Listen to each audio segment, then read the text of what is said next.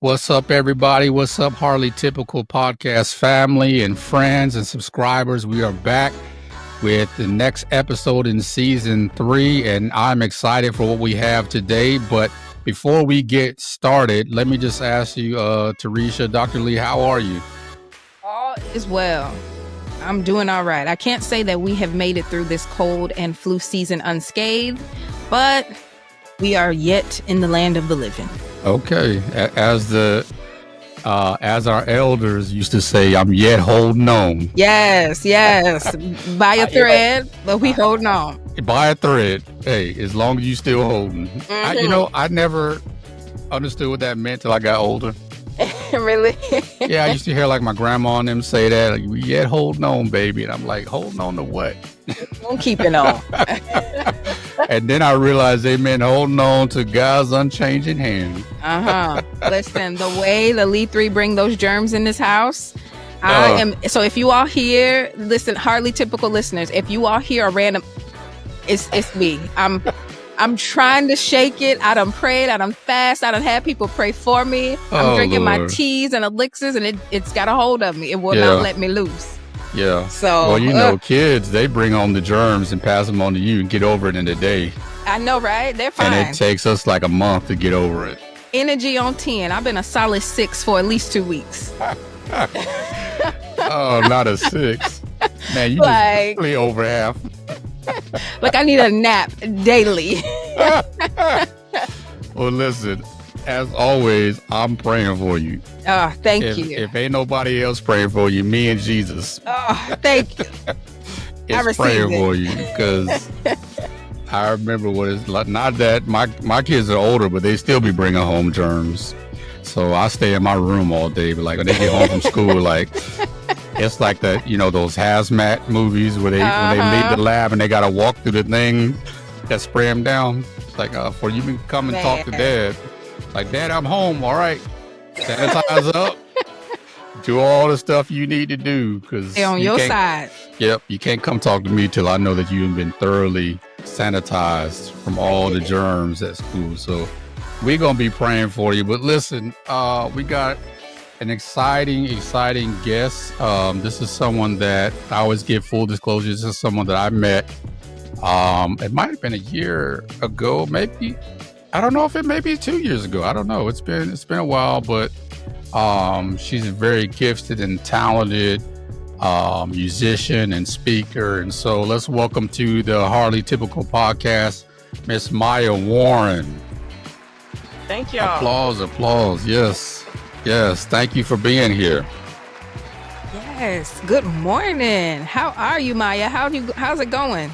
I'm all right. As y'all were saying, you're in the land of the living. Those are all phrases that I grew up hearing, and I get it because life it be life. So. Listen, so I have been studying you, preparing for this event and talking to you, and you are such a dynamic person, your history, your music, but I know there may be some listeners out there who aren't as familiar with you. So can you just start by just telling our listeners a little bit about yourself? Absolutely. So as I said, my name is Mayia Warren. I am first and foremost a disciple of Jesus Christ. I am a content creator, independent gospel neo-soul recording artist, author, keynote speaker in a lot of spaces, community mentor. I function on several nonprofit boards that relate to my story as well. So I operate in the foster care field, as well as disability and trauma survivors. So for context, for those who are listening, I have a condition called albinism, which means I have no pigmentation in my eyes, hair, and skin. And because of that condition, it causes the eye to develop differently than most people. And that is where my accompanying vision impairment comes from. So I'm a Black woman, no pigment. And so, of course, that came with a lot of things growing up, and God in his mercy has helped me contextualize that in light of what he sees. In addition to that, I have chronic migraine disease, which is a neurological disease. Most people think it's just a headache. It actually is a full body experience that starts in the brain. In addition to Ehlers-Danlos, which means I have a connective tissue disorder where my joints are very lax. And so because they're so lax, they often respond with pain and non-swelling inflammatory responses. So I'm pretty much in pain all the time because my body's trying to support itself with very loose joints. I also have chronic fatigue syndrome as a result of that, and various like splintering conditions that have developed as a result of those things kind of interacting. So when I get sick acutely, it makes all of that go haywire in addition to whatever I see. is going on acutely. So those are just some of the things about me.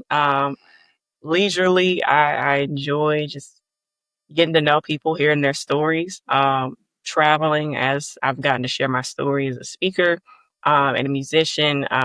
It's been great to do things that I didn't think I would be able to do as someone with a vision impairment. So yeah. Yeah. Dope. So you wearing all the hats, Mayia. That was at least 20 jobs you had. Yeah.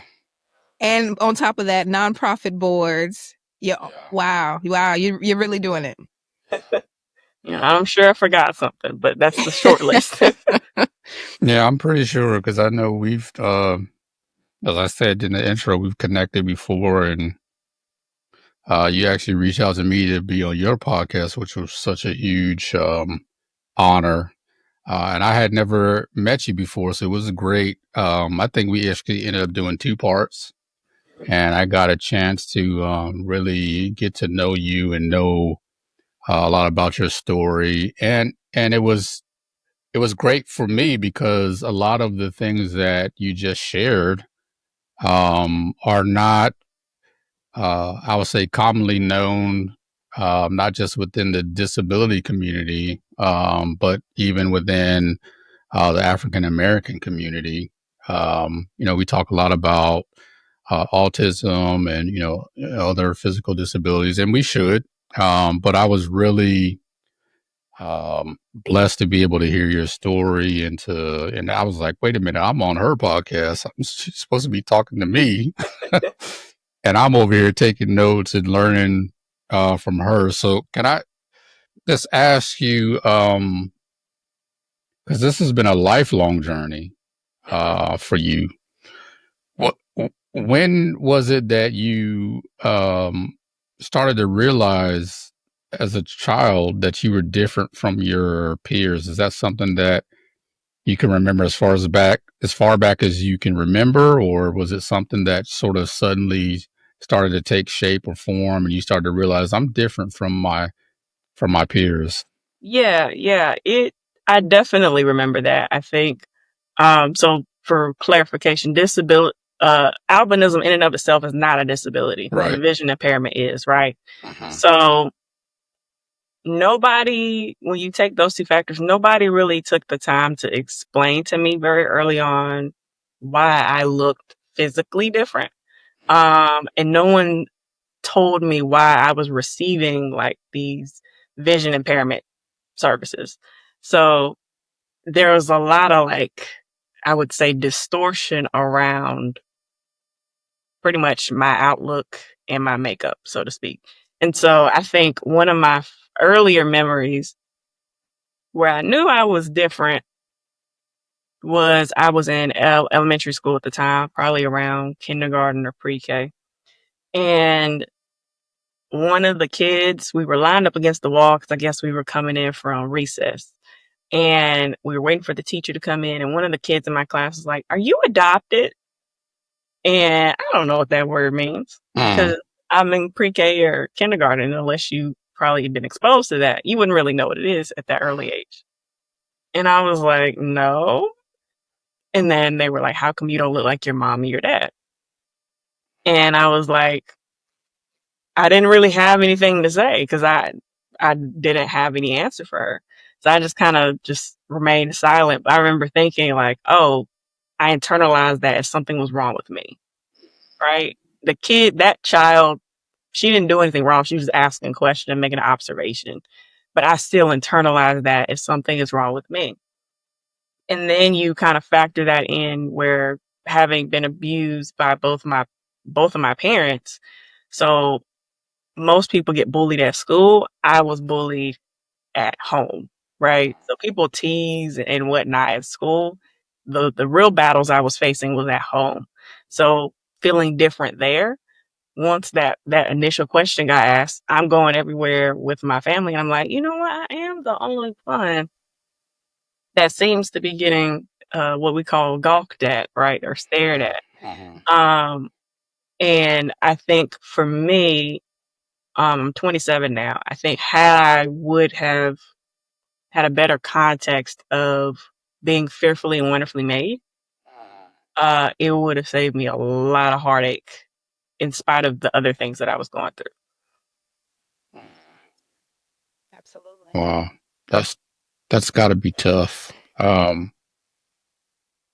because I remember, being undiagnosed until I was 36 with autism, but I still remember around 7 or 8 realizing that I was different, but my difference wasn't physically apparent. Yeah. So yeah, that has to be Yeah. a huge challenge. And to your point about the physical appearance thing, like one of the irony is I have a physical condition that is not in and of itself a disability that distinguishes me from other people. Right. Then you add in being taller than the average woman, so I'm 5'9". Yes. But then you add in the other factor of I didn't know that I had invisible disabilities, things that people couldn't see, right? And I think it plays upon kind of like Hebrews chapter 11, where it says faith is the substance of things unseen, right? For us as humankind, like it's very easy for us to kind of label or categorize things that we can see with our eyes. And even if there's uncertainty around the thing that we see, at least we can see it, right? When you can't see it, right, where maybe your particular difference isn't related to disability, but in general, it's something that's not tangible. Maybe it's your personality. Maybe it's the way you wear your hair. Maybe it's the way that you carry yourself. Maybe it's the things that you prefer. It kind of makes it more difficult, for people to realize until they get to know you. And so having invisible disabilities tacked onto this, I really struggled with like gaslighting myself. Like, well, I know they can see the albinism, but they can't see the other stuff, right? So I really had to, whereas albinism, the door was open in terms of people like, oh, she's different. There's a lot of self-disclosure when you have conditions that people can't see. And so I had to learn over time that even me vocalizing or bringing that up didn't make me deficient in the same way I internalized, being different outwardly as being deficient growing up. It didn't make me deficient that I have these invisible conditions. It just makes me different, but it really did take a while. And I feel like God in his mercy used those things to get me where I am now. But I feel like it's harder in a lot of ways to explain the things that people can't see. Just like if you struggle with communicating emotions, those aren't things that people can't necessarily see. Most of us put on a mask. We're good at hiding it for the most part.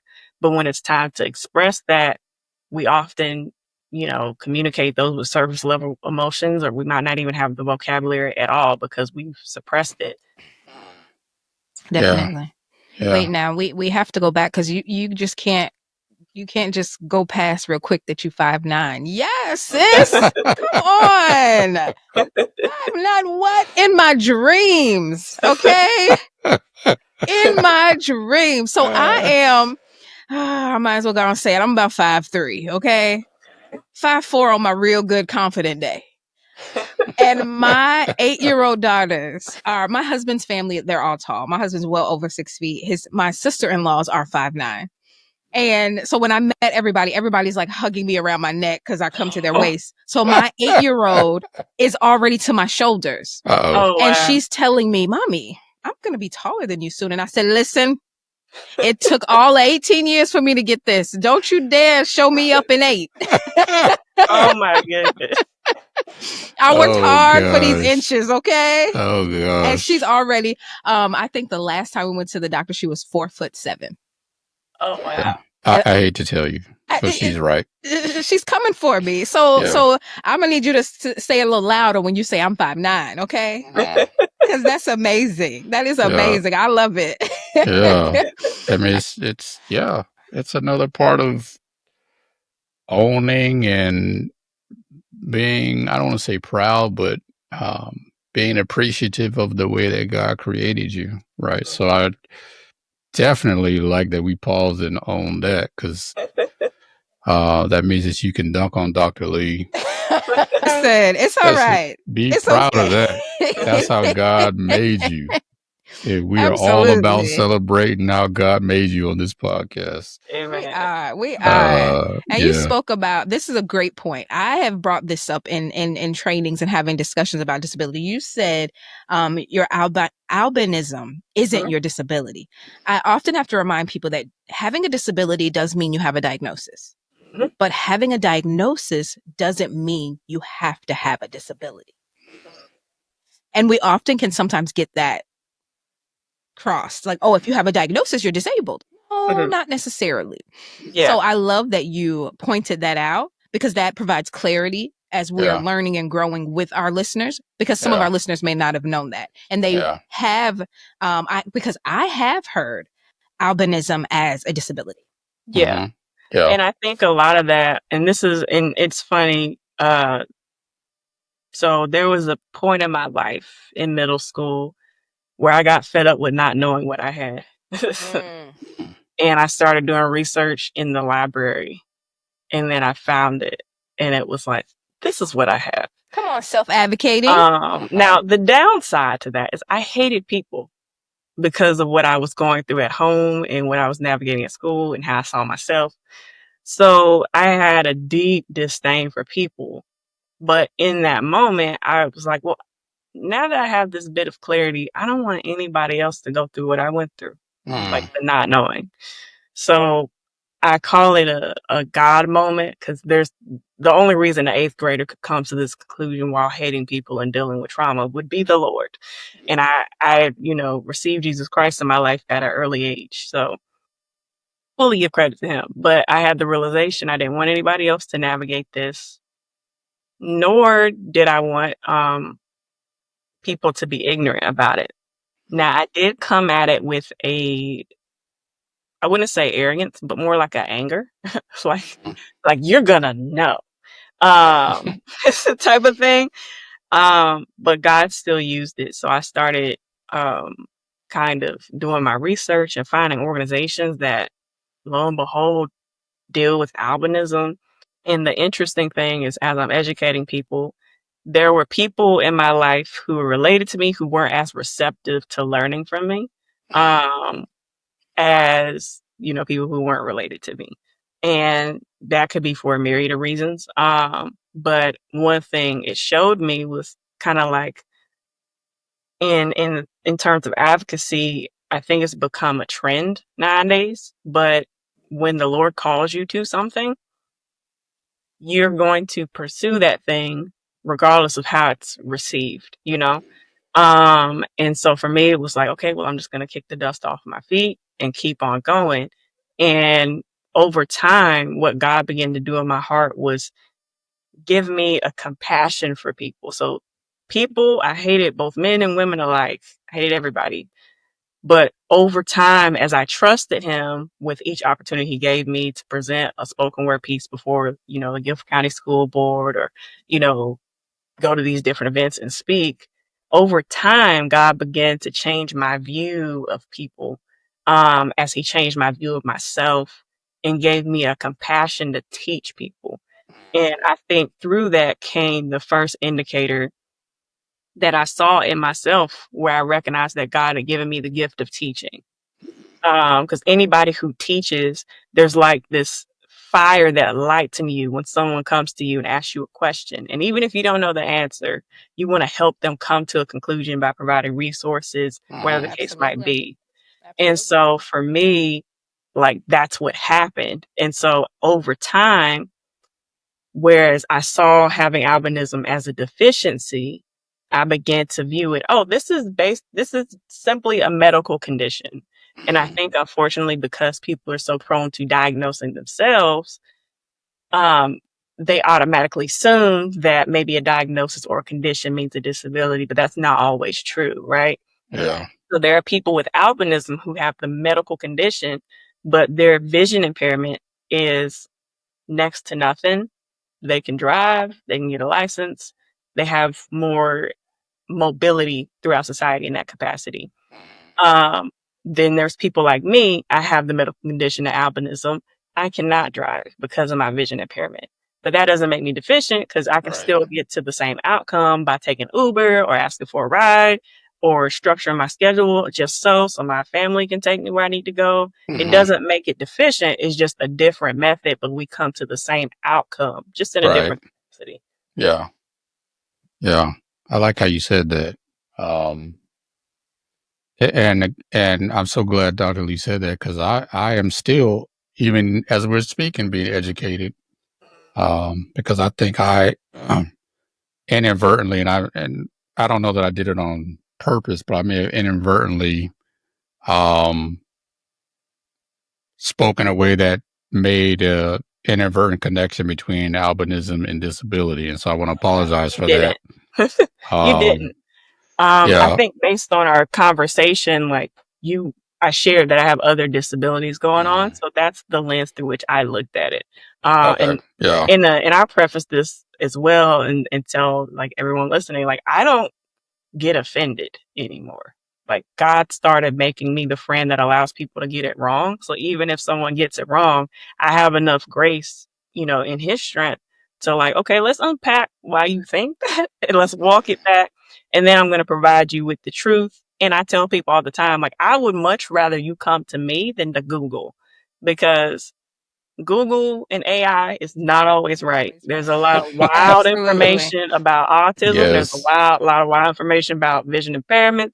It's a lot of wild stuff about just regular Have you out here degular looking stuff. crazy? Yes. Yeah, so I think one of the things that I emphasize is just as we get to know people one on one, like relationship is the key, not just in disability context or medical condition context or terminal illness context. It's the key to like functioning in daily life.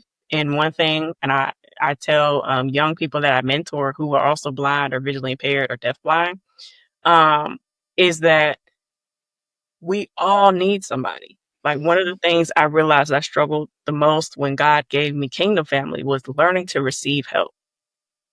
And my That's kingdom big. dad, he gave me the illustration. He said, "You see this house?" And I was like, "Yeah, yeah, it's a nice house."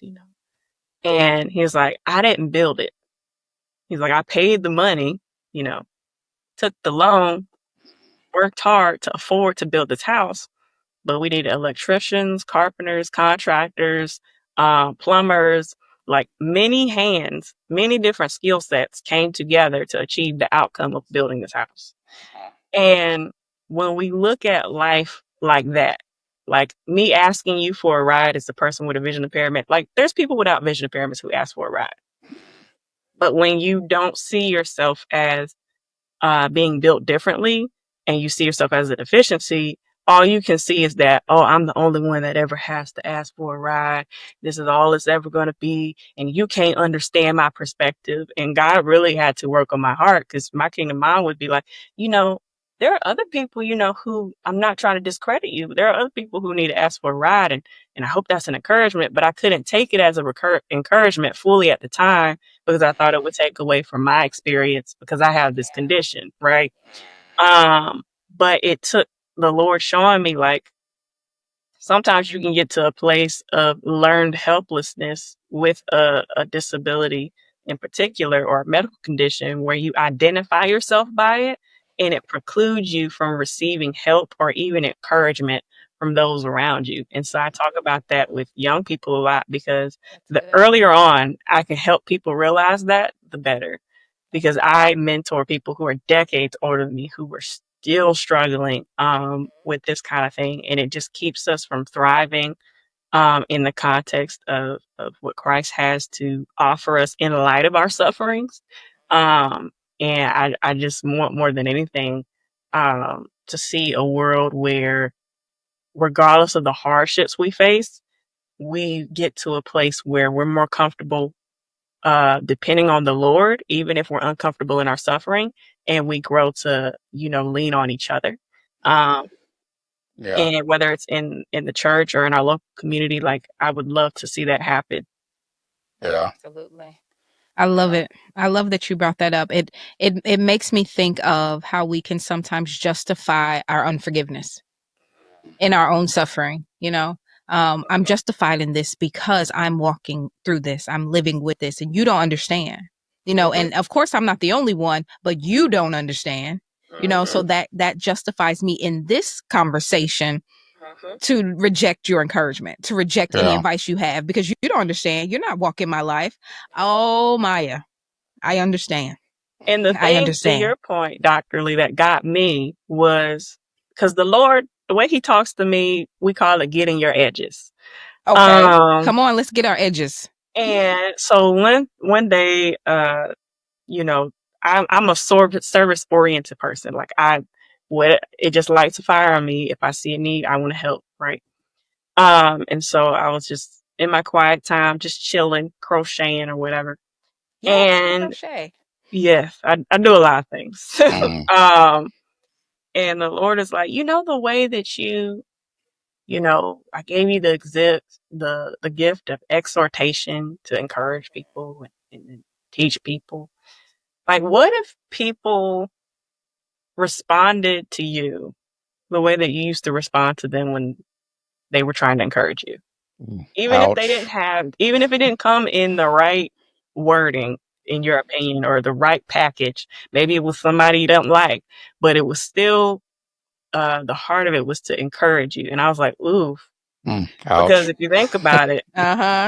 oftentimes it's much easier to critique the way people approach you, and then you have to analyze, well, they could have very easily had the same attitude that I did. And I'm coming to you, on the strength of the Lord laid something on my heart to say to you and encourage you.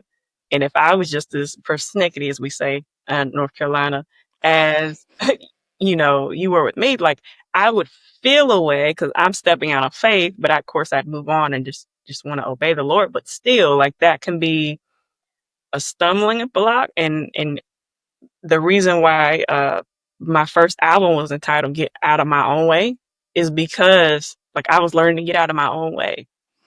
So when my kingdom mom in particular, when she would, say, like, well, there's a lot of people who can't drive, some of them choose not to. And in my mind, I'd be like, well, they had a choice, Yeah. and not that I wasn't mad at her, right? I get where she was coming from, but there was still something in me that wasn't, ready to relinquish, Yeah. whatever victimhood that I internalized It from still felt your anger was justified. yeah, I felt my anger, or not even anger, but I felt my perspective of how I saw myself was justified. And even in my response to what she said, illuminated the fact that I still saw myself in a vastly different way than the Lord's, the one who made me, saw me. And he's using these people who are God sent in my life to mirror who I am in Christ. But I'm not seeing it the way I should be seeing it because I'm married to the brokenness that I came from. And I think being married to brokenness, and what a lot of people don't talk about, is the intersection of disability, medical conditions, and trauma. Yeah. Not disability trauma, just trauma. Like, growing up, I was abused by my father, right? I was abused by my mother. And all of those messages of being a burden and having to adopt perfectionism, like, those messages got funneled into how I perceived everything else. It doesn't compartmentalize. It's not like, oh, I'm just going to be a perfectionist over here and not over there. No, a little leaven messes up the whole dough, right? And so one thing, again, in this experience I've just learned is we have to take an analysis of our own heart, even as advocates, because we can be so quick to be like, no justice, no peace. on any given topic, but looking at what is in our hearts, right? What is the overall aim, right? And how are we representing Christ, and how are we dealing with our own stuff? Because the way you deal with your own self comes out how you communicate with others. Yeah. So good. I hear a lot of something that I sort of took up the banner of talking about a lot when it relates to disability and sort of helping us reshape the way that we look at it, as you would say, through a kingdom lens. Not denying that there are challenges. I talk openly about not just autism, but my cancer diagnosis. So there's definitely challenges there. But one of the things that I started talking about a lot more was understanding interdependence. And I heard you say that a lot about, being able to accept help. Now, I'm the only guy on this podcast, and I think I don't know if it's inherently true of men. I'll just say that I don't know any guys that I've been friends with who have not struggled with this, and that is accepting help. And we are like the worst at wanting people to help us. We want to, present this idea of I got it all together. I can do all these things. And I even remember one time preaching a sermon series where I realized when Paul says I can do all things through Christ who gives me strength, he wasn't responding to somebody who was telling him what he was unable to do. That's what we use that scripture for. We use it to respond to people who we feel are telling us what we're unable to do. But Paul was actually saying it's not me responding to what you think I'm unable to do. It's me showing you that I'm unbothered by whatever my situation is, because Christ is going to bring me through it. Right. And so I learned, to just accept help, right. To lean more on interdependence. And a lot of what I talk about, even like in the end of my most recent book, is to talk about, this idea of even the environment that God created was intended to be accommodations for humanity. Like we're all independent, right? So I talked about this in a talk one time, that gravity. I remember I was invited to do a talk at BioLogos, which is a Christian organization that wants to marry science and faith and say those two things don't have to compete. And so in my talk, I talked about how we can lean more into even science to help us understand our interdependence, right? God created humanity last, but gravity is an accommodation, right? We need gravity to be mobile. As a matter of fact, humanity is one of the few mammals that God created that start off with mobility issues. Every other mammal, if you think about it, can walk as soon as it's born. Yeah. Horses, cows, dogs.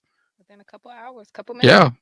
Yeah. We age towards mobility, and then we age towards having mobility challenges. And so my point is that the entire world, in the way that God created it, communicates interdependence, not independence. And in the West, we have this idea of rugged independence that I think has tainted ideas of human limitation, which we call disability, because it makes us feel like Maya said she felt some kind of way and internalize it. But a lot of that is our culture, right? Especially in the West, because and I'll get off my soapbox here, but indigenous peoples and even a lot of Eastern cultures don't have the same definition of disability that we have in the West. As a matter of fact, when I was doing a lot of research for the last book I wrote, I found, which is why you don't see it a lot in the biblical text. And when you do see it, Jesus is healing people not because there's something wrong with them, but because the culture had begun to push them out onto the margins. But for both Eastern cultures and indigenous cultures, You were only as quote unquote disabled as you were without community. Uh, Right. So there's yeah. that accepting help. Right. And so they didn't consider someone who could not walk or who had visual limitations or any of the other things that we've been talking about. They didn't consider them disabled because they had community. They were interdependent. Right. And it's only sort of this modern idea of human limitation where we consider ourselves quote unquote disabled, or we internalize, like what Maya said, our own human limitation when God never created us to be independent in the first place. We need help. You know, like you're saying, our kingdom mom says other people need to rise. And it reminds me of the story of Elijah when he went into the cave and was like, I'm the only one, Lord. I'm the only one who, and God is like, man, eat a snack, take a nap, and dust yourself off. There's 7,000 other prophets you have not built. You're not the only one. Okay. So I hate to burst your bubble, Elisha. You're a good man and all, but this victimizing yourself is not going to really help you. I've got plenty of people out here who are, living life and going through and doing the things that I've called them to do. So I appreciate the sermon and the lesson. Like you said, you're mentoring people that are decades older than you. I won't say how many decades older than you I am, but I receive um, what you shared with us this morning as just good wisdom that I need to be reminded of. Um, let me kind of switch gears here because you are just like an incredibly gifted musician, and I'm as I just said, I'm a little bit older, so I don't use those words lightly because a lot of stuff that's out now I don't consider music. I don't want to be judgy, but my gray hair is showing. Like, what are y'all even talking about? Sometimes I hear I'm listening on the radio or whatever because I want to know what's happening. I'm like, what are y'all even saying? I don't even know what you're saying. Is that even a note? Is that a chord? Like, what happened to just good music? So I say that say you're an incredibly gifted musician. I, I wonder if you could take us just a little bit through that journey of when you kind of discovered that you were maybe gifted musically, what that's been like. Has there been any challenges because of disability? But then also, like, where do you get the inspiration? I've always wanted to know for people who are writers, like, where do you sort of get the inspiration for a lot of these songs that you've written and recorded? Yeah.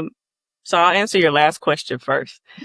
So my inspiration as a musician, as a songwriter, as a singer, uh, a lot of it comes from, of course, lived experience. Because everything I write is true to my story. Um, but a lot of it comes from my private, just worship time with the Lord. Um, and the best way I can describe it is like I have my guitar next to me, and before I logged on to this conversation today, I felt heavy, and feeling heavy for a myriad of reasons, navigating my own human frailty. As seasons change, my symptoms change, and there are some things that I'm having to, like, I'm called to do, but I'm having to do it at the slower pace that I expected.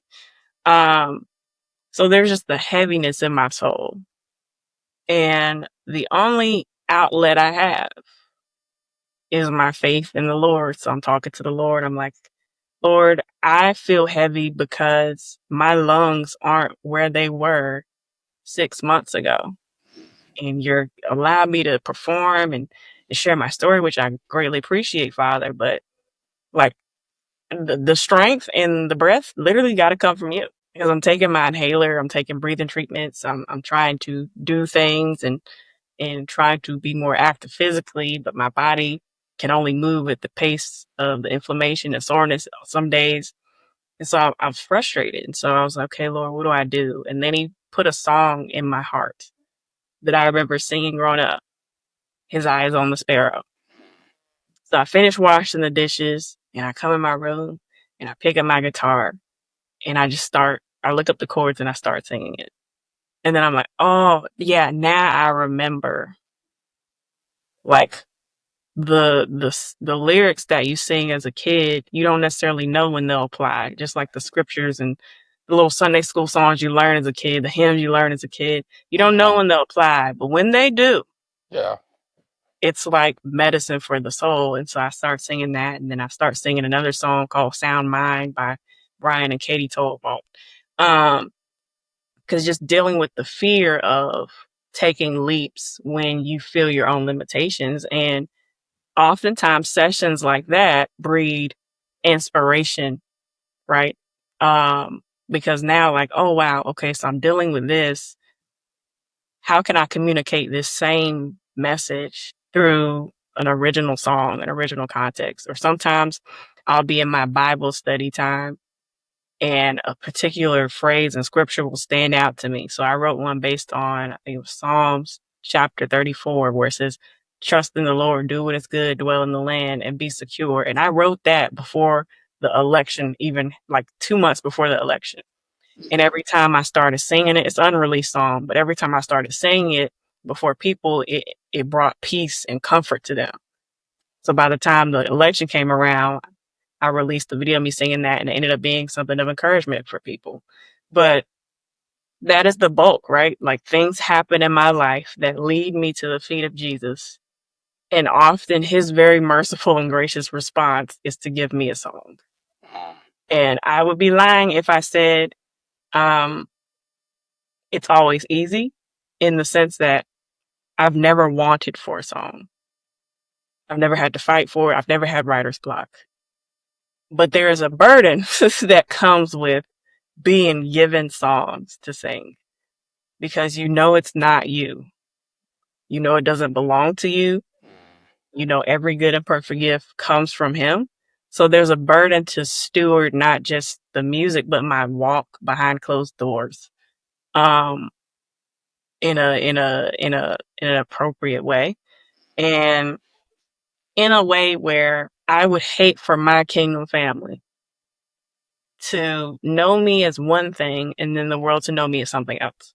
Like I want who I am at home and what I write in my lyrics and how I carry out my day-to-day life to match when I go to Florida to perform, or New York to perform, right? I want to be congruent. And so for me, that is the burden that I carry, which is why, like, I don't just release songs haphazardly. I don't just share my lyrics or ideas with just anyone, because you need, as a songwriter, it's like having a baby. Like you're sharing this little thing that's birthed in you with people, but you got to be strategic in the early phases of who that is with. And so for me, the inspiration comes from lived experience as well as my walk with Christ. And again, like it's hard to explain, but some days I'll wake up in the middle of the night and I have to, like, there's a line that I can't get out of my head. So I'll mumble it as best as I can, half awake,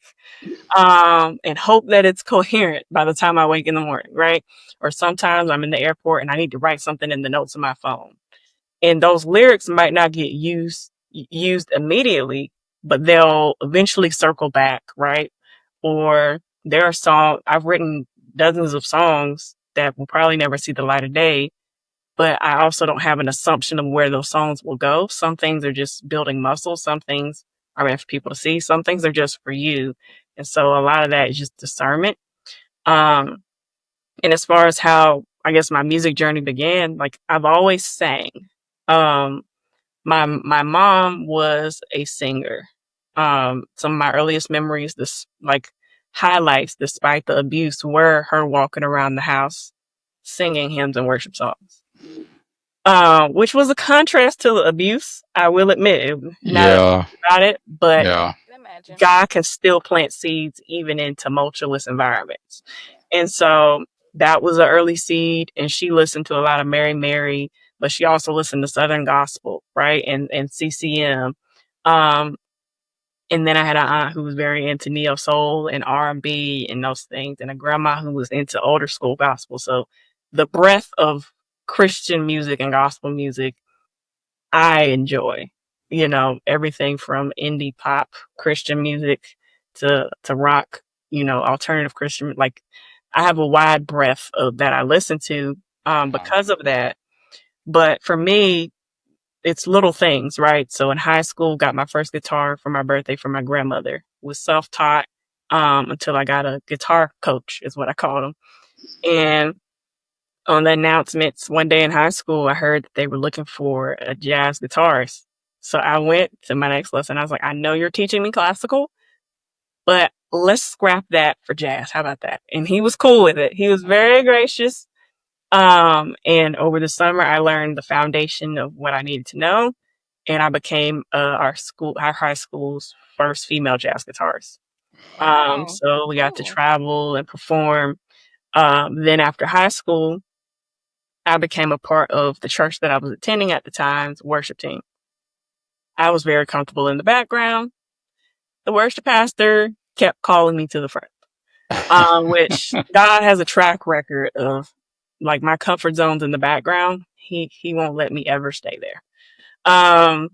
Which is fine because, you know, I surrender to his will, but it just tickles me because I'm like, you do the exact opposite of what is comfortable to me, Lord. All right. You're not the only one. So I'm on the worship team, singing, doing rhythm and lead guitar. And then eventually, when I came to, you know, live with my kingdom family, which was in 2022, you know, I didn't really see myself as an artist. I've never seen myself as a music artist up until this point.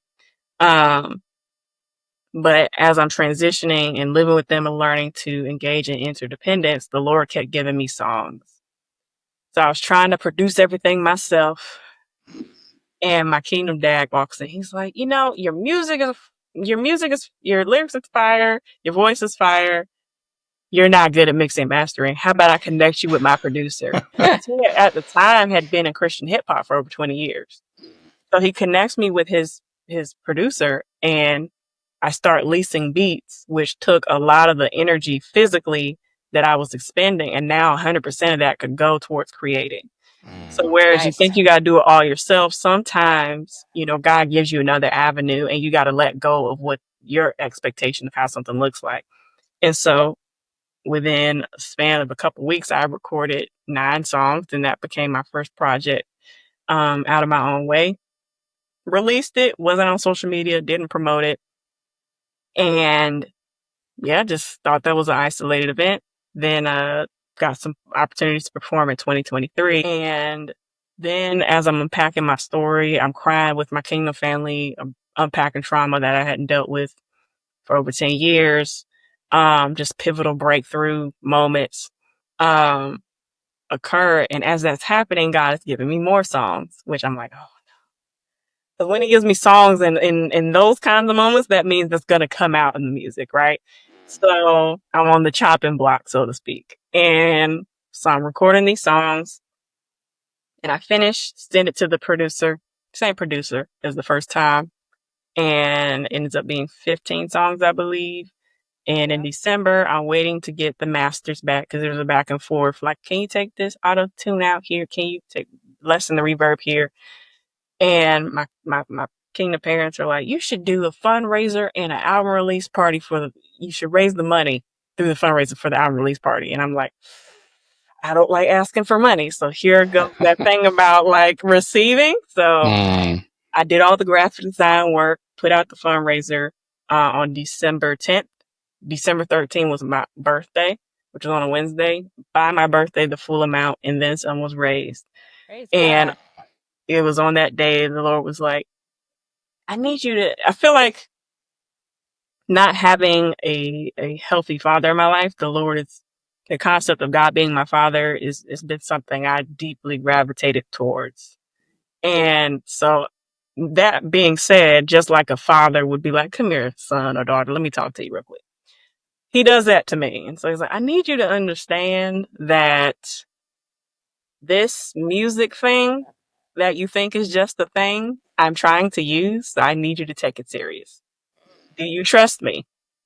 And I was like, yes, sir. But what? Like, I felt like Gideon. That's why I resonate with his story so much. I was like, but I'm visually impaired. I got all this stuff. I'm reading him the grocery list. And he was like, trust me and just show up. And I was like, okay. So you called me to this. It's on you, Lord. Like, that's where I was Right. That's how I at. felt when he called me to preach. Like, are you sure you got the right address? Yeah. And so December 2023 is where I officially mark me becoming an artist. So December last year was a full year. And I've taken it serious since he called me, right? And it tickles me because people are always asking me and they're expecting this elaborate answer. Like, I knew the first time I performed, I wanted to be a star. I'm like, this was not a dream. I didn't plan this. I didn't see this coming. It wasn't on my radar or my purview. God just called me and I said, yes. Everything else that you see from the graphic design, the content I create, those are skill sets that he allowed me to develop along the way before he called me to that point. But like, it wasn't an overnight thing. It's just me responding to the call. Wow, what an amazing testimony. Yeah. I mean, a lot of that resonates with me because I still remember, 24, 25 years ago when I felt like God called me to preach. It's the same thing. It was just like, wait a minute, you must got the wrong Lamar because I am not the one. Like you, you know what? As at that time, like I hadn't been diagnosed. I was still like I barely talked, to be honest with you. So I'm like, I don't barely talk to my wife. Like we still working on our communication challenges, and I still had a lot of social anxiety. I'm just like, nah, you must got the wrong Lamar. Like, And now look at you, both said yes, and you're blessing people. Come on. now Come don't on. leave Look at the yourself out power of a now. yes. Don't leave say, yourself Wait a out minute now. now. We're focusing on you two guys. We're focusing on you two. Let's Don't stay leave focused, yourself guys. out now. Don't leave yourself out. And You're making an impact. God is not pleased with you leaving yourself out. I'm being a good steward of the conversation. Okay. Now we're talking about Mayia and Lamar right now. Okay. So all right. I like where we're going with this. This is good. When he gets you, now you're gonna come back on air and tell us you was right. Now listen. Now I have my next question is for both of you then, because I like how this is going. So with your challenges, whether you were diagnosed, whether you have a disability, you don't have to have either. There seems to be a common denominator of not feeling qualified or worthy, or not even wanting to do it. You said you were comfortable in the background. Some people are just comfortable in the background, but God is calling them to something. And that something may be life changing for many people. In both of you's case, you have touched hundreds of thousands of lives. So what I want to know is, what advice would either of you give to that person who's struggling a bit with being obedient to their call, who's struggling with the notion or the idea that they're called to movies, music, preaching, teaching, whatever the case may be?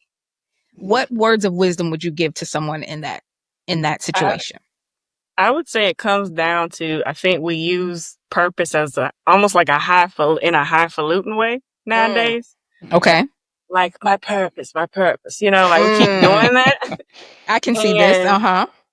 There's not enough definition or clarity around it. But and so you have a lot of people out here running and chasing after something they don't really have defined. And so in the life of the believer, our purpose is found in that we were made for and by God.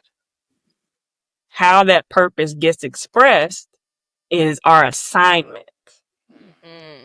Very good. And so that's why I like to differentiate, because we all have the same purpose, but how it gets expressed and implemented and how we impact people based on that purpose is going to be different. Even if, let's say we all have a gift of teaching, right? The way you teach is going to be different from me. And so knowing that our purpose is that we're made for and by God, right? Our ultimate mission as Christians is that we're called to go forth and make disciples. What does that look like? So figuring out or taking a look, because a lot of times when I tell people, it's the common things that keep running through your story that you don't even think amount to anything. Like when I, like in college, for example, I taught my best friend from college how to ride a bike. And I didn't think nothing of it because I'm like, oh, you don't know how to ride? Let's go. You know what I mean? Like I didn't think anything of it. Yeah. I taught my kingdom parents, their daughters, how to play guitar. Didn't think nothing of it. I've taught people to do vast different things, but I didn't recognize that the thing God had me doing this whole time was teaching people. How that happens just depends on the case, but like looking at what are the things that you have a passion for, what are the things that honestly frustrate you, because the things that frustrated us are often indicators of areas where we're called to bring a solution or be present in to have an impact, but we shy away from them because it requires a degree of confrontation in a healthy way. And it's much better to just remark on things that frustrate us instead of getting involved in becoming a part of the change. So looking at that, and then I would say getting comfortable with who God made you and how God made you. I think in my own life, every obstacle I had with myself dealt with how I saw God, how I saw my neighbor, and how I saw myself. Because if you trust God, if you see God as Lord, right? If you see him as the one that you answer to, the final authority on everything through his word, then you're more likely to trust him. So even if you don't necessarily, you're not sure about people, even if you're like me who grew up with a suspicion of people and dealt with trust issues or feeling unworthy, at the very least, I trust God who made these people. So he knows there's something to be gained from trusting these people. And even if they fail me, which we're all human, we will fail each other. But even when they failed me, he still got me because he's God and he's in control. And then see how I see myself. What am I learning in light of maybe the challenges or the highlights of engaging with people and getting to know God, right? So if someone frustrates me, maybe I'm getting frustrated because that's the area of my heart that I struggle with and I see them getting away with it. Or maybe I'm getting encouraged by someone because maybe they have an attribute of the fruit of the spirit that I struggle with, like patience. Like there's a lot to be gained from looking at how you see the Lord, how you see your neighbor, and how you see yourself. And the reason why self is last is because those other two things, like are crucial. They lay the foundation for how you see yourself. That's good. Yeah. I would just quickly say, and we probably had this conversation, I don't know, at least offline we've had it, Dr. Lee, but one of the things that I like how you said purpose and assignment, because I've also discovered as I'm aging that God has a right to change that assignment at any time. And so it could be, I'm learning different things, but I think one of the things that sort of helped me over the years is, I started to really become enamored with Paul's thorn after I was diagnosed. And one of the things I noticed that he says to keep me from becoming conceited.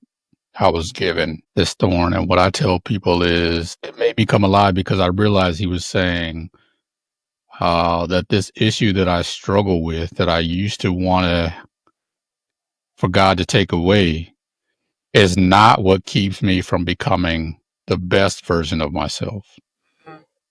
And in fact, it keeps me from becoming the worst version of myself.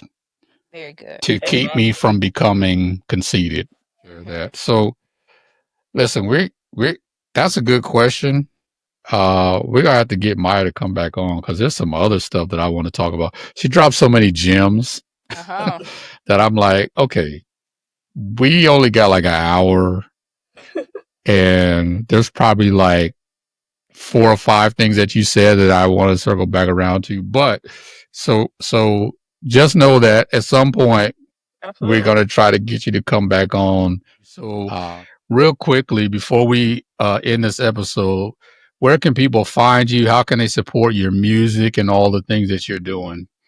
Yeah, the easiest way is to Google me. So my Right. name is spelled Mayia Warren.